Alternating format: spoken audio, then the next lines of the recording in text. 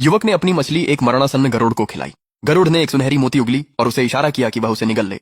जैसे ही उसने उसे निगला, वह समझने लगा कि गरुड़ क्या कह रही थी, जब विरासत बांटो तो पुरानी पारिवारिक नाव अपने पास रखना।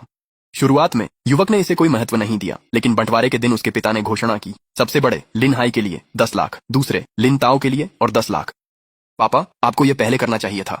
सबसे बड़े के पास अभी भी शहर के फ्लैट की एडवांस रकम नहीं है। पापा को सच में काम करना आता है। और हमारे लिए तीसरे, तुम्हें नदी की पुरानी मछली पकड़ने वाली नाव मिलती है। वो जर्जर नाव 10 साल से भी ज्यादा समय से नदी में पड़ी है। उसमें लकड़ी से ज्यादा कीचड़ है। तीसरा बेटा बढ़ई है, उसके लिए वो नाव एकदम सही है। थोड़ा सा ठीक कर लेगा तो मछली पकड़ सकेगा। 15 साल की उम्र से मैंने कभी पापा को कोई परेशानी नहीं दी।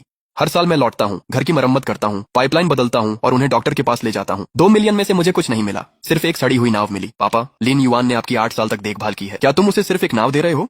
बैठ जाओ, मैं तय करूंगा कि कैसे बांटना है। गुस्सा मत हो। तीसरे की लकड़ी के काम में अच्छी पकड़ है। हाँ, उसके पास नाव भी है और लकड़ी भी। पैसे मिलने से बेहतर है।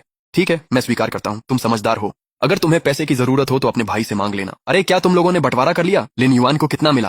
कहते हैं कि दोनों बड़े भाइयों को 1-1 मिलियन मिला है। और तुम्हें? तीसरे, मैंने तो पहले ही कहा था, बहुत अच्छा होना महंगा पड़ता है। तुम्हारे भाई शहर में सफल हैं, ये सामान्य है कि उन्हें ज्यादा मिले। ठीक है, अब देखेंगे कि ये पुरानी नाव असल में कितनी की है। लिन युआन, अगर तुम्हारे अंदर थोड़ी भी गरिमा होती तो तुम कबाड़ के बीच नहीं रहते। कहाँ जा रहे हो? अपनी माँ के घर। जब तुम एक सभ्य इंसान की तरह जीने लगोगे तब वापस आऊंगी।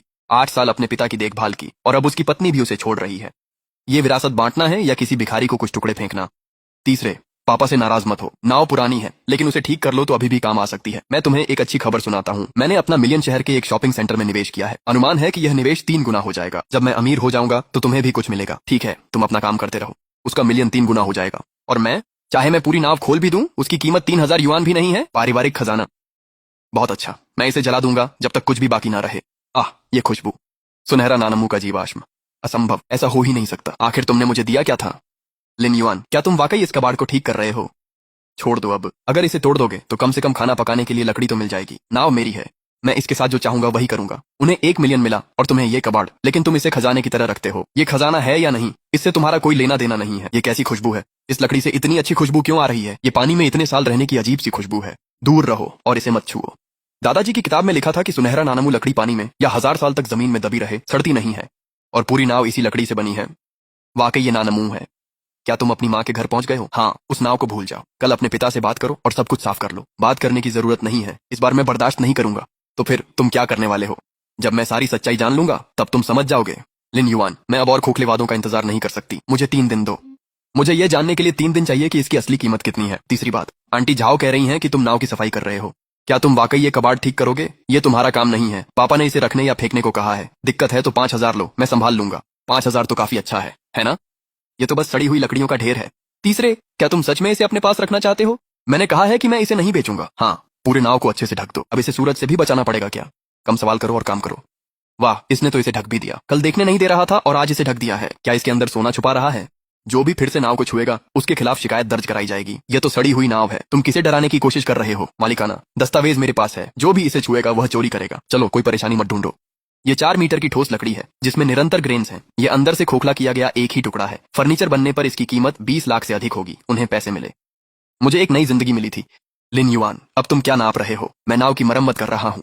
और क्या नाव की मरम्मत के लिए बोरी चाहिए? ये बची हुई चीजों को रखने के लिए है। मुझे उन्हें देखने दो। ये तो सिर्फ सड़ी हुई लकड़ी है। क्या तुम्हें लगता है कि हम चोर हैं? पीछे हटो। मैंने पहले ही कहा था कि जो भी इसे छुएगा मैं उसकी शिकायत करूंगा। भाई, क्या हम खोलना जारी रखें?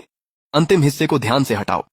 इन बुरादों से इतनी अच्छी खुशबू क्यों आ रही है? सच में बहुत अच्छी खुशबू है। शायद ये पुरानी और गीली लकड़ी की खुशबू है। तो मुझे थोड़ा सा दे दो, मैं इसे गमलों में डाल दूंगा। मैं तुम्हें कुछ नहीं दूंगा। अब तो तुम्हें बुरादे भी खजाना लगने लगे हैं। हाँ, क्योंकि जो कुछ भी मेरा है वो खजाना है। मुझे जल्दबाजी नहीं करनी चाहिए।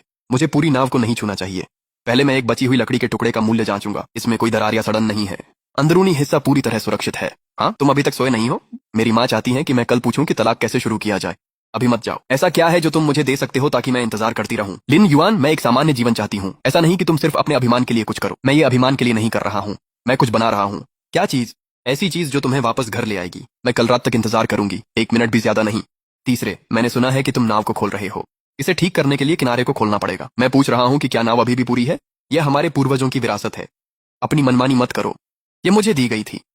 अगर पापा ने बंटवारे में गलती की है तो वे सुधार सकते हैं। नाव के कागजात मेरे पास हैं। तीसरे, मैं कल गांव लौट आऊंगा। मेरा इंतजार करना जरूरत नहीं है। अब वे घबराने लगे हैं। इसी वजह से मैं उन्हें पूरी नाव देखने नहीं दे सकता। दादाजी, मैंने वह हुनर नहीं भूला जो आपने मुझे सिखाया था। अच्छी लकड़ी कभी बर्बाद नहीं होती, लोग भी नहीं। दबाव में वे चमकते हैं। मेरा बड़ा भाई अपनी 1 मिलियन की रकम को 3 गुना करना चाहता है। दूसरा अपनी रकम से एक दुकान खरीदेगा, लेकिन सिर्फ यह बची हुई चीज ही काफी होगी कि वे पछताएं। लिन युआन, तुम अंदर कौन सा अगरबत्ती जला रहे हो? मैं कुछ भी नहीं जला रहा हूं। तो फिर वह खुशबू तुम्हारे कमरे से आ रही है। बाहर आओ, मैं तुम्हें कुछ दिखाना चाहता हूं। मेरे साथ चलो। तुम मुझे क्या दिखाना चाहते हो? क्या ये तुमने बनाया है? नाव की एक छोटी बची हुई लकड़ी से। एक बची हुई लकड़ी? हाँ, पूरी नाव इसी लकड़ी से बनी है। लिन युआन, तुमने मुझसे झूठ नहीं बोला था।